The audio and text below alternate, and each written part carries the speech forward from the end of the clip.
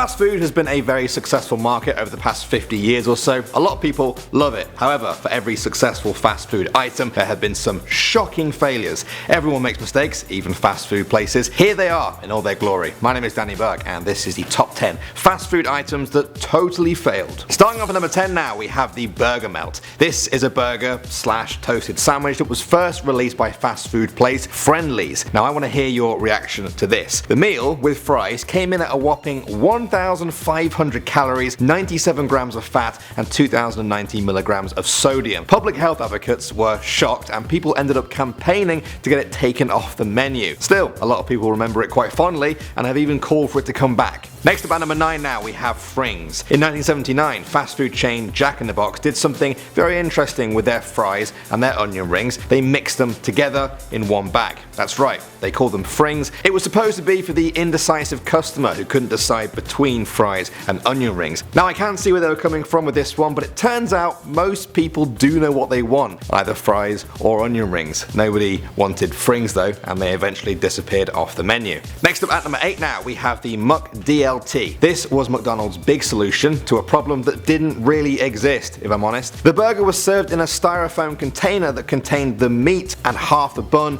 in one half and everything else in the other. Their whole selling point was, we found a way to keep the lettuce and tomato cool and a quarter pound of beef hot. Like I said, this wasn't really the biggest concern for most McDonald's customers. There was also a huge environmental problem. Suddenly, this one burger was requiring twice the packaging. These are just some of the reasons why it's in this video and not in your local McDonald's. Moving on to number 7 now, we have the Amok Spaghetti.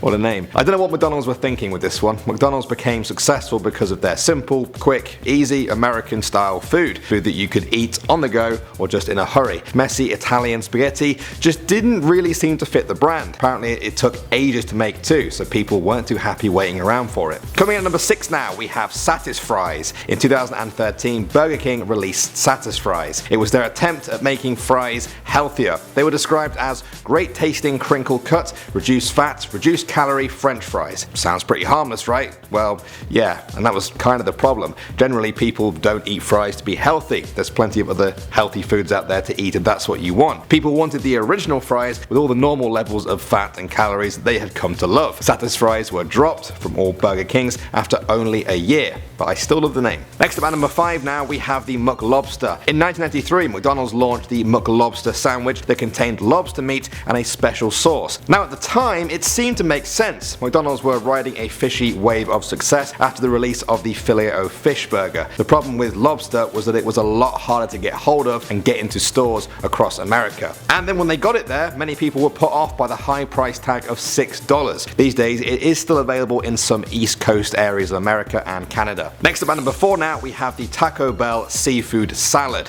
One day in 1985, a bunch of Taco Bell executives came up with a way to compete with all the burger chains' fish burgers. A fish taco salad. This is what it looked like. Taco Bell were very proud, but sadly it was a total flop. Firstly, most people who go to Taco Bell kind of want some sort of taco. Out of the people that did get the salad, a lot of them got food poisoning. Yeah, so they just threw the whole idea in the bin.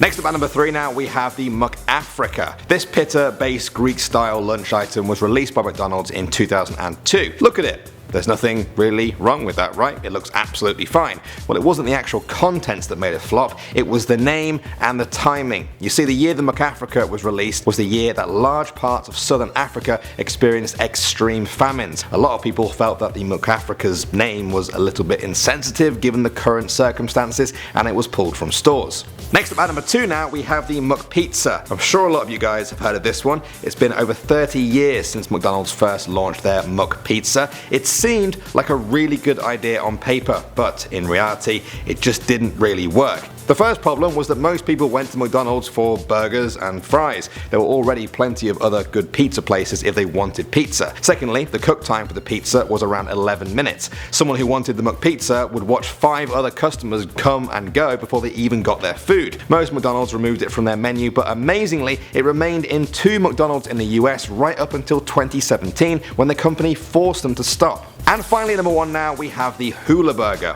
This was a meatless burger introduced in the 1960s 1960s to McDonald's. The meat was simply swapped out for a grilled piece of pineapple and placed with cheese on a bun. It was supposed to be a substitute for American Catholics who would not eat red meat on a Friday. McDonald's released it alongside the Filet-O-Fish to see which one did better. The fact that you can now go into your local McDonald's and buy a Filet-O-Fish tells you who won that battle. I already struggle to get my head around pineapple on pizza, never mind in a burger. Am I alone in this? Let me know your thoughts on all of these fast food items of the past. Were they really mistakes? Which one would you guys like to see make a comeback? While you think of that, I will say thank you, as always, for watching, guys. My name is Danny Burke, and I'll see you all in the next video.